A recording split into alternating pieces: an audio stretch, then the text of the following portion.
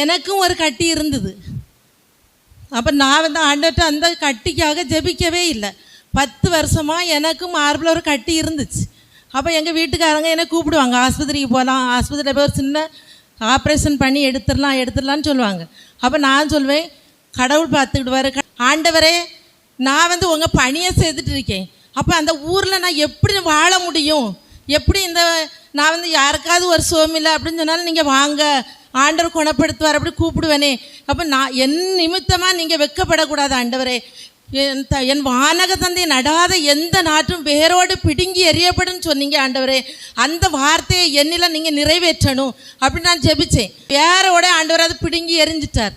எனக்கு இந்த குணந்தந்த என்னுடைய கட்டியை முழுசுமா என் வானக தந்தை நடாத எந்த நாட்டும் என்னுடைய உடம்பில் இராதபடி அதை பிடுங்கி எறிந்த என் ஆண்டவருக்கு கோடான கோடி நன்றி.